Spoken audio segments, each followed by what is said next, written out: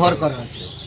তাহলে এই সমস্ত এই যে তিরপলটা দাদা বাবু, এই যে তিরপল দেওয়া ঘর নিউটাউনের ভিতরে এখনো যদি এরকম তিরপল দেওয়া ঘর মানুষ এরকম প্লাস্টিকের ভিতরে থাকে, তাহলে এই দৃশ্যটা তো কে দেখবে? এদের হয়ে কথা কে বলবে? এটা তো হওয়া উচিত নয়। পাশে এত চকচকে বাড়ি, কিন্তু এনাদের প্লাস্টিক, কারো খড় খোলার বাড়ি, এনাদের তো আগে ঘর হওয়ার প্রয়োজন। কিন্তু এই মানুষগুলো যদি ঘর না পায়, তাহলে এদের মনের যে কষ্ট বেদনাগুলো কি হবে? সেই জন্য আমি দাবি করছি যে অবিলম্বে এই সমস্ত মানুষগুলো যাতে ঘর পায়। আর আপনাদের এটাও বলে যাচ্ছি, যদি ঘরের মধ্যে আপনাদের না হয়, আমাদের নাম্বার এই গ্রামে কোনো না কোনো জায়গায় থাকবে, এরপরে আমাদের নাম্বার থাকবে, আপনারা সেই নাম্বারে কথা বলবেন। আপনাদেরকে নিয়ে ডাইরেক্ট আমরা স্বয়ং বিডিও, ব্লক ডেভেলপমেন্ট অফিসার বিডিওর কাছে আমরা নিয়ে যাবো আপনাদের সঙ্গে করে পুরো ছবি নিয়ে, এবং বিডিও থেকে অফিসার ডেকে নিয়ে এসে তাদের ছবি তুলে নিয়ে যাতে আপনারা ঘর পান সেই ব্যবস্থা আমরা করিয়ে দেবো। যারা অভিযোগ করছে তারা বলছে ঘর আমরা করে দেবো, আমাদের রাস্তাটা দেওয়া হোক, আমরা মাল যাতে আনতে। দেখুন, মানুষ তো চায় অন্তত আমি আমার বাড়িতে, আমার বাড়ি যেরামের জায়গায় হোক সেখানে অন্তত যেতে পারি। আমি ভোর দিন খাটাখাটি করবো নিশ্চিন্তায়, একটা সাইকেল হোক একটা বাইক হোক নিয়ে আমি একটু বাড়িতে পৌঁছাতে পারি। এটা মানুষের একটা ন্যূনতম চাহিদা। মানুষের এই চাহিদার জায়গায় এনেছে এই নেতারা এত পরিমাণের দুর্ব্যবহার এবং খারাপ পরিস্থিতি তৈরি করেছে, মানুষ মনে হচ্ছে যেন অন্তত আমরা বাড়ি যাওয়ার রাস্তাটা করে দেখ, আর কিচ্ছু লাগবে না। যখন কি সরকার পুরো জিনিসের জিম্মেবারি নিয়ে রেখে দিয়েছে, তার শিক্ষার, তার স্বাস্থ্যের, তার কর্মের জিম্মেবারি নিয়ে রেখেছে, কিন্তু তারপরেও মানুষ এরা পাচ্ছে না। এরা চাইছে অন্তত আমার বাড়িতে অন্তত যেতে পারি, তার রাস্তাটা করে দেওয়া হবে।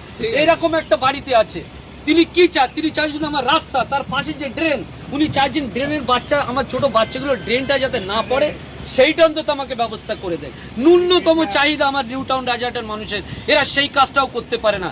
এই তৃণমূল কংগ্রেসের নেতারা ব্যর্থ হয়েছে, এরা 15 বছর পারি না, আগামী দিনে এদেরকে ভোট দিলে এরা কিচ্ছু করতে পারবে না। নূতন আনতে হবে, বদলাতে হবে। এই এলাকার বিধায়ক যিনি দীর্ঘ 10 বছর ধরে সম্ভবত আছে, তিনি কিন্তু এই এলাকায় আসেন না। এলাকার মানুষ বলছে আমরা তাকে কোনোদিন এই গ্রামে দেখিনি, কারণ তাদের একটা মেশিনারিজ কাজ করে, তাদের একটা মেশিনারিজ কাজ করে, সেই মেশিনারিজের মাধ্যমে ভোট হয়। এই সমস্ত এলাকায় তো ভোট কি হয়, প্রত্যেকটা গ্রামে গ্রামে 20 জন 25 জন 50 জনের একটা করে টিম আছে, ভোট তারা করিয়ে দেয়। অর্থাৎ নেতার আসার প্রয়োজন হয় না, শুধু ক্যান্ডিডেট হবে, প্রার্থী হবে।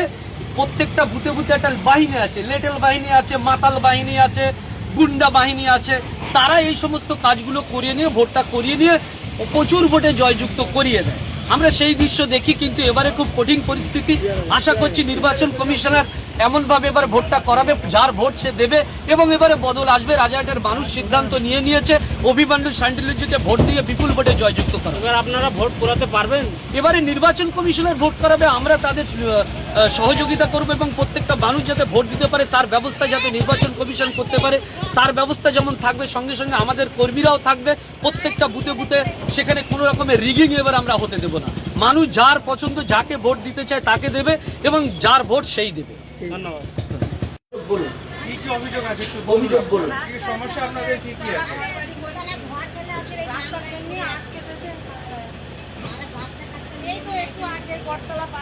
ওখানে রাস্তা নেই, আপনার বাড়িটা ভেঙে দিয়েছে? নাও না, কেন আটকেছে? কি আটকেছে? মনে রাখবেন অভিমন্যু শান্ডিল্য, ওর সঙ্গে আরেকটা জিনিস মনে রাখবেন, আমাদের শিক্ষা সমৃদ্ধি পার্টি, এসএসপি পার্টি রেজিস্ট্রেশনে চলছে। এই নির্বাচন পরে যদি আপনারা ওই কাজটা না হয়, সমস্যাটা না যাক, আমরা আছি, শাহ আলম ভাই আছে, শিক্ষা সমৃদ্ধি পার্টি, আমরা রেজিস্ট্রেশন চলছে, কিন্তু আমি নির্দল প্রার্থী অভিমন্যু শান্ডিল্য কলম চিহ্নে ভোট করবেন। ভোট না করলেও আমরা আসবো, আপনাদের যে আটকে গিয়েছে ওই সমস্যাটা আমরা সমাধান করবো। এই কথা রইল আমাদের, শাহ আলম ভাইয়ের আর আমার অভিমন্যু শান্ডিল্যর কথা রইল আপনাদের। দেখুন, আমরা একটা জিনিস বলছি, হ্যাঁ আগে দেখছি, আমাদের বক্তব্য হচ্ছে এই যে রাস্তার ধারে যে ড্রেনগুলো আছে, সেই ড্রেনে ঢাকনা নেই। এই ড্রেনের ভিতরে জল জমছে, এখানে মশা মাছি বিভিন্ন রকমের হচ্ছে, প্লাস ছোট ছোট বাচ্চারা যখন খেলাধুলা করছে, অনেক সময় বাচ্চারা পড়ে যাচ্ছে ওই গাড্ডাতে। আবার দেখা যাচ্ছে অর্ধেকটা ড্রেন আছে, আবার বাকিগুলো ড্রেন নেই।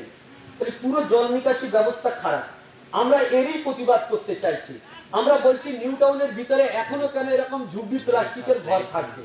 নিউটাউন রাজারহাটকে দেখে যখন আমাদের বিশ্ব বাংলা বলা হচ্ছে, সারা এখানে যেমন ঘর